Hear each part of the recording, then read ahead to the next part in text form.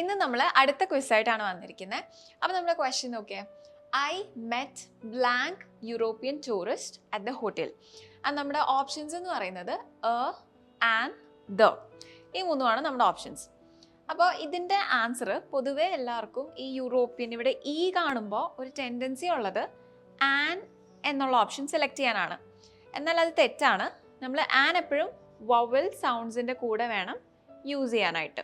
അപ്പോൾ ഇവിടെ ഇ ആണെങ്കിലും നമ്മൾ വേർഡ് പ്രൊനൗൺസ് ചെയ്യുന്നത് എങ്ങനെയാണ്? യൂറോപ്യൻ എന്നാണ് അല്ലേ? യൂറോപ്യൻ എന്നാണ് പ്രൊനൗൺസ് ചെയ്യുന്നത്. അപ്പോൾ ആ കേസിൽ നമ്മുടെ ആൻസർ ആൻ അല്ല, ഒന്നില്ലെങ്കിൽ ദ ആവണം അല്ലെങ്കിൽ ആവണം. ഇനി ഇതിൽ രണ്ടിലും ഏതെല്ലാം എങ്ങനെയാണ് നമ്മൾ സെലക്ട് ചെയ്യാം? ദ വരണമെങ്കിൽ ഈ യൂറോപ്യൻ ടൂറിസ്റ്റിനെ എന്തെങ്കിലും നമ്മൾ ഡെഫിനറ്റ് ആയിട്ട് ഇങ്ങനെ വിശേഷിപ്പിക്കണം. ഓക്കെ, ഏത് യൂറോപ്യൻ ടൂറിസ്റ്റ് എന്നുള്ളത്. പക്ഷെ നമ്മുടെ കോണ്ടെക്സ്റ്റ് എന്താ? I met blank European tourist എന്നാണ്. ഏതോ ഒരു യൂറോപ്യൻ ടൂറിസ്റ്റിനെ കണ്ടു. അപ്പം അങ്ങനെ ഏതോ ഒരു യൂറോപ്യൻ ടൂറിസ്റ്റ് എന്ന് പറയാൻ നമ്മൾ ഏതായിരിക്കും ആൻസർ? ആയിരിക്കും ആൻസർ. അപ്പം നമ്മുടെ answer I met European tourist at the hotel. Thank you.